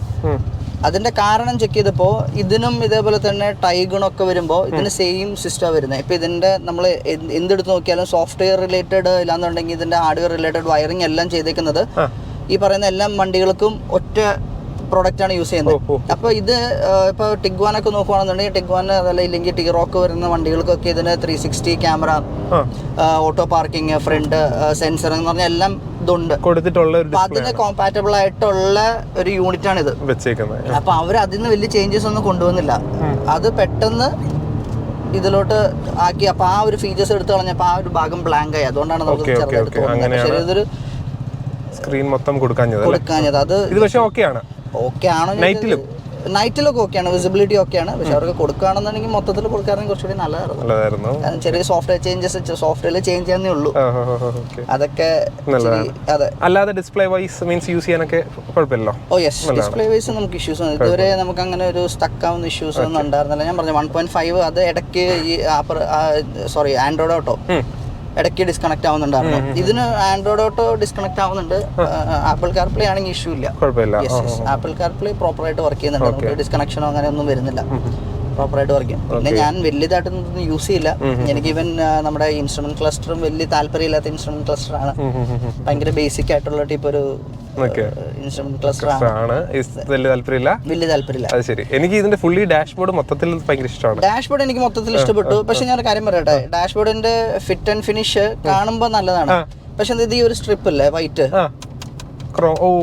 നമ്മൾ ഇത് യൂസ് ചെയ്യുമ്പോൾ നമ്മൾ ഇതെല്ലാത്തിനും ഉണ്ട്. നമ്മുടെ എന്റെ വണ്ടിക്ക് മാത്രമല്ല, ഏത് വേർട്ടീസ് എടുത്താലും ഈ ഇഷ്യൂ ഉണ്ട്. ഈ ഒരു സൗണ്ട് നോയ്സ്.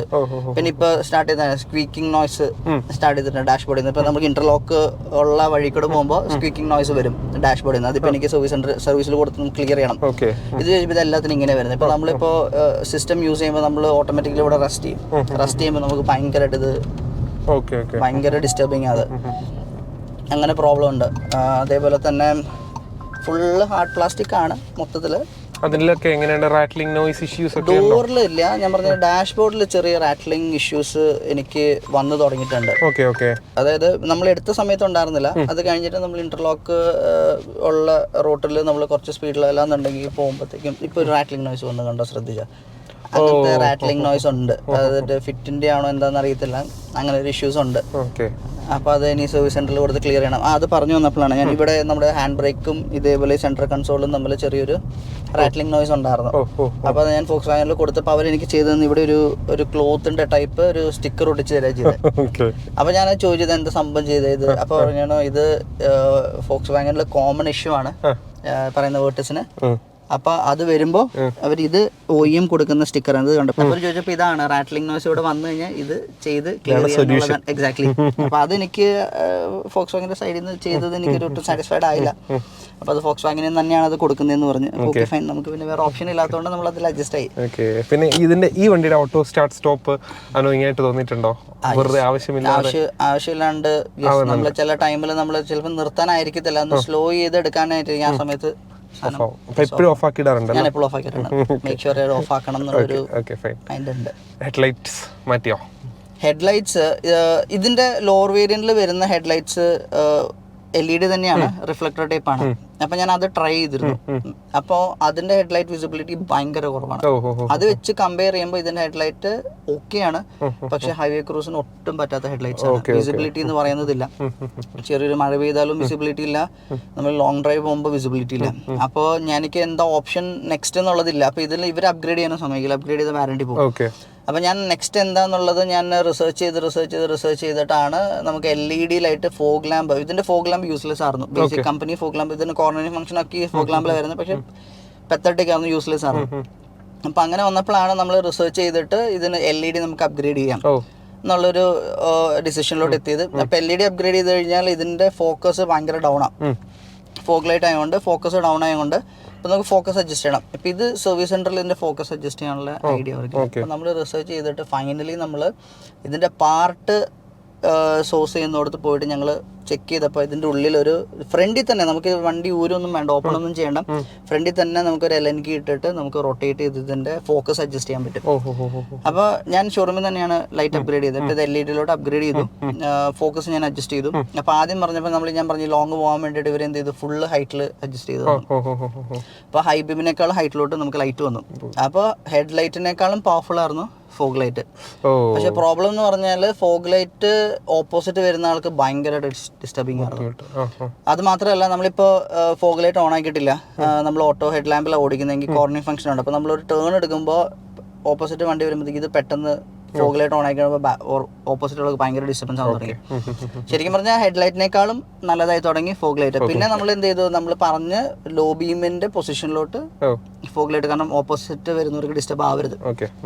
അതുകൊണ്ട് നമ്മൾ ഫോഗ് ലൈറ്റിന്റെ പൊസിഷൻ നമ്മൾ താത്തി ലോ ബീമിന്റെ കട്ട് ഓഫിന്റെ തൊട്ട് താഴെ നിർത്തി. അങ്ങനെ നിർത്തിയപ്പോൾ നമുക്ക് ലോ ബീമിൽ അത്യാവശ്യം നല്ല വിസിബിലിറ്റി ആയി. ആവശ്യമുള്ളപ്പോൾ ഹൈ ബീം യൂസ് ചെയ്യാം. ഹൈ ബീം അഡിക്വേറ്റ് അല്ല ഇപ്പോഴും അഡിക്വേറ്റ് അല്ല. ഫോഗ് ലൈറ്റിന്റെ ഒരു പവറിൽ മാത്രമാണ് നമ്മൾ മഴ വരുമ്പോൾ, ഇല്ലാന്നുണ്ടെങ്കിൽ നമ്മൾ ഈ പറയുന്ന ഹൈവേസിൽ ട്രാവൽ ചെയ്യുന്നത്. ഓക്കെ അതൊക്കെയാണ് കാര്യങ്ങൾ. അതെ അല്ലേ? നമ്മളിപ്പം അത്യാവശ്യം എല്ലാം കവർ ചെയ്തെന്ന് തോന്നുന്നു. 30 മിനിറ്റ്സിൽ താഴെ നിർത്തും എന്ന് ഞങ്ങൾ പ്രതീക്ഷിക്കുന്നു, അല്ലേ? ഓക്കെ. അപ്പം വണ്ടിയുടെ നെഗറ്റീവ് സൈഡ്സ് നമ്മൾ ഇതിൽ എല്ലാം കവർ ചെയ്തിട്ടുണ്ട്. എടുത്ത് പറയുകയാണെങ്കിൽ 1 by 1 ജസ്റ്റ് പോയിന്റ് ആയിട്ടെന്ന് പറയുകയാണെങ്കിൽ ഹെഡ്ലൈറ്റ്സ് ഈ പറഞ്ഞ ചെറിയ fit and finish issues, rattling issues, AC, പിന്നെ റെയർ ഡിസ്ക് ഇല്ലാത്തത്, പിന്നെ നമുക്ക് ബാക്ക് സീറ്റിന്റെ അപ്രൈറ്റ് ആണ്. ഇതൊക്കെയാണ് മെയിൻ ആയിട്ടുണ്ടായിരുന്നത്. ഓക്കെ, അതാണ് കാര്യങ്ങള്. പിന്നെ സ്പീക്കർ ക്വാളിറ്റി എങ്ങനെ ഉണ്ടായിരുന്നു? ജസ്റ്റ് ഒന്ന് speaker quality is adequate. Lower സൗണ്ടിൽ നമുക്ക് ബാസ് അത്ര ഫീൽ ചെയ്യില്ല, ബട്ട് ഒന്ന് ഒരു past 10 it is good. Okay. പിന്നെ IAVM ഓട്ടോമാറ്റിക് ആണ്, auto dimming IAVM. Dash cam extra ഷോറൂമിൽ നിന്ന് ആഡ് ചെയ്തതാണോ? ഷോറൂമിൽ തന്നെ ആഡ് ചെയ്ത്. ഞാൻ പറഞ്ഞല്ലോ വാറന്റി ഇഷ്യൂസ് ഉള്ളതുകൊണ്ട് ഷോറൂമിൽ തന്നെ ആഡ് ചെയ്യേണ്ടി വന്നു. എത്രയായിരുന്നു കോസ്റ്റ്? Almost 15,000 rupees. ഓക്കെ. ശരിക്കും വയർ കട്ടൊന്നും ഇല്ലാത്തത് കൊണ്ട് ശരിക്കും പുറത്തുനിന്ന് ചെയ്താലും പ്രശ്നമില്ല. വയർ കട്ടിന്റെ പ്രോബ്ലം എന്ന് വെച്ചാൽ ഫോക്സ് വാഗൻ സ്കോഡയിലുള്ള പ്രോബ്ലം എന്ന് പറഞ്ഞാൽ നമുക്ക് ഇവിടെയാണ് പവർ കൊടുക്കുന്നതെങ്കിൽ, അതായത് നമ്മൾ ഈ മൊബൈൽ ചാർജറിലായിരിക്കുമല്ലോ നമ്മൾ പവർ കണക്ട് ചെയ്യുന്നത്. വണ്ടി ഓഫ് ആണെങ്കിലും ഇത് കട്ട് ഓഫ് ആവില്ല, ഇത് വർക്കിംഗിലായിരിക്കും. അപ്പോൾ നമ്മളിത് റിമൂവ് ചെയ്യാൻ മറന്നു പോയി കഴിഞ്ഞാൽ, അല്ലെങ്കിൽ ഇവിടെ നിന്ന് റിമൂവ് ചെയ്യാൻ മറന്നു കഴിഞ്ഞാൽ ബാറ്ററി ഡ്രെയിൻ ആയി പോകും. അപ്പോൾ അതുകൊണ്ട് ഡാഷ് ക്യാം എനിക്ക് അവിടെ തന്നെ. പിന്നെ നമ്മുടെ സൺറൂഫ് ശരിക്കും പറഞ്ഞാൽ എനിക്കൊരു താല്പര്യമില്ലാത്തൊരു ഫീച്ചറാണ്. നമുക്ക് ഇന്ത്യക്ക് യൂസ് ചെയ്യാൻ പറ്റിയ ഒരു ഫീച്ചർ അല്ല. ഞാൻ ഇന്നവരെ ഇത് എടുത്തിട്ട് യൂസ് ചെയ്തിട്ടില്ല. ഞാൻ ഇത് ജസ്റ്റ് കംപ്ലൈന്റ് ആവാതിരിക്കാൻ വേണ്ടിയിട്ട് മാത്രം സൺറൂഫ് ഞാൻ ഓപ്പൺ ചെയ്ത് ക്ലോസ് ചെയ്തെന്നുള്ളൂ. പിന്നെ സർവീസിൽ ഒരു എക്സ്ട്രാ കോസ്റ്റ് ഉണ്ട്, സൺറൂഫ് ഗ്രീസിംഗ് എന്ന് പറഞ്ഞിട്ട്. അത് മാത്രമേ ഇതുകൊണ്ടുള്ള ഒരു ഗുണം വന്നിട്ടുള്ളൂ. അത് ശരി. ഇത് ചൂട് അകത്തെ ചൂട് റിമോട്ടിലും പറ്റില്ലല്ലോ, ഇല്ലില്ല, വിട്ടുപോയൊരു നെഗറ്റീവ് പോയിന്റ് ഉണ്ട്. നമുക്കിപ്പോൾ സ്റ്റിയറിംഗ് കൺട്രോൾസ് ഉണ്ടല്ലോ, സ്റ്റിയറിംഗ് കൺട്രോൾസിൽ നമുക്ക് 2 ഇഷ്യൂസ് ഉണ്ട്. ഒന്ന് ഈ സ്വിച്ചിന്റെ പ്ലേസ്മെന്റ് ഇല്ലെങ്കിൽ അതിന്റെ ഒരു ക്വാളിറ്റി. ഇവിടെ ഒരു ചെറിയൊരു ലോക്കിംഗ് പോലെ ഉണ്ട്, ഇത് അറിയാണ്ട് തട്ടിക്കഴിഞ്ഞ ഇത് സാധനം പൊട്ടിപ്പോരും. ഇതും ഈ സൈഡും ഇത് പൊട്ടി പോന്നു കഴിഞ്ഞാൽ ഇതിന് റീപ്ലേസ്മെന്റ് എന്ന് പറയുന്നത് കംപ്ലീറ്റ് സെറ്റ് റീപ്ലേസ് ചെയ്യാൻ, അല്ലാണ്ട് ആ സ്വിച്ചിന്റെ എക്സാക്ട്ലി ആ കൺസോൾ കംപ്ലീറ്റ് മാറ്റേണ്ടി വരും, അല്ലാണ്ട് ഈ ഒരു പീസ് ആയിട്ട് കിട്ടില്ല. പിന്നെ രണ്ടാമത് ഈ ആപ്പിൾ കാർപ്ലേയിൽ നമുക്ക് കോൾ അറ്റൻഡ് ചെയ്യാനോ കണക്ട് ചെയ്യാനുള്ള ഒരു ഡെഡിക്കേറ്റഡ് സ്വിച്ച് ഇതിലില്ല. നമുക്ക് ഡിസ്പ്ലേ യൂസ് ചെയ്യണം. ഡിസ്പ്ലേയിലേ ഉള്ളല്ലേ? നമുക്ക് ഇതിൽ ഡെഡിക്കേറ്റഡ് ഉള്ള സ്വിച്ച് ഇല്ല, നമുക്ക് ആക്സെപ്റ്റ് ചെയ്യാനുള്ള ഇത്രയും സ്വിച്ചസ് ഉണ്ട് ഇതില്. അതെ, പക്ഷെ ഇതൊന്നും അതിനുള്ളതല്ല. കാരണം സൈഡിൽ കൊടുക്കേണ്ട സ്വിച്ചസ് വരെ ഇതിലാണ് കൊടുത്തിരിക്കുന്നത്. അതെ, പക്ഷെ ഈ പറയുന്ന ഒരു കോൾ അറ്റൻഡ് ചെയ്യാനുള്ള ബേസിക് ഫീച്ചർ ഇതിലില്ല, കൊടുത്തിട്ടില്ല. അങ്ങനെ ഒരു ഇഷ്യൂ. പിന്നെ ഇതിന്റെ one touch up and down, അത് ചില സമയത്ത് വർക്ക് ചെയ്യില്ല പ്രോപ്പറായിട്ട്. നേരത്തെ എല്ലാ ഡോറിനും ഉണ്ടായിരുന്നു, ഇപ്പം ഡ്രൈവറിന് മാത്രമേ ഉള്ളൂ, അതും പ്രോപ്പറായിട്ട് വർക്ക് ചെയ്യുന്നില്ല. അങ്ങനെ ചെറിയൊരു ഇഷ്യൂസ് ഉണ്ട്. അതല്ലാണ്ട് നമുക്ക് വലിയ ഇഷ്യൂസോ കാര്യങ്ങളോ അങ്ങനെയില്ല. ഇതെല്ലാം സോർട്ട് ചെയ്യാൻ പറ്റുന്ന കാര്യങ്ങളാണ്. എല്ലാം മുന്നോട്ട് അടുത്ത സർവീസിൽ എല്ലാം സോർട്ടഡ് ആവും എന്ന് പ്രതീക്ഷിക്കുന്നു. ഓക്കെ, അതൊക്കെയായിരുന്നു നമുക്ക് ചോദിക്കാനുണ്ടായിരുന്നത്. നല്ലൊരു ഇതുവരെ നമ്മൾ പല വേർട്ടേഴ്സ് 1 ലിറ്ററിൻ്റെ റിവ്യൂ ചെയ്തിട്ടുണ്ടെങ്കിലും അതിലൊന്നും ഇല്ലാത്ത കുറേ കാര്യങ്ങൾ നമുക്ക് ഈ വീഡിയോയിൽ കേൾക്കാനായിട്ട് സാധിച്ചു. എന്താണ് നിങ്ങൾക്ക് ഈ വീഡിയോ പറ്റിയുള്ള അഭിപ്രായം എന്ന് താഴെ കമൻറ്റ് ചെയ്യുക. Thank you so much bro, വളരെ നന്ദി. നല്ലൊരു എക്സ്പീരിയൻസ് ഷെയർ ചെയ്തതിൽ, അതും ഒരു സ്പെഷ്യൽ എഡിഷൻ കൊണ്ട് തന്നെ. സോ വീഡിയോ പറ്റിയുള്ള അഭിപ്രായം താഴെ കമൻറ്റ് ചെയ്യുക. ഇതുപോലുള്ള പുതിയ കിഡിലൻ യൂസർ റിവ്യൂസ് ഒക്കെ ആയിട്ട് നമ്മുടെ ചാനൽ സബ്സ്ക്രൈബ് ചെയ്യാനായിട്ട് മറക്കരുത്. അപ്പോൾ നമ്മൾ പുതിയ വീഡിയോ ആയിട്ട് വീണ്ടും വരുന്നതായിരിക്കും. അതുവരേക്കും ഗുഡ് ബൈ.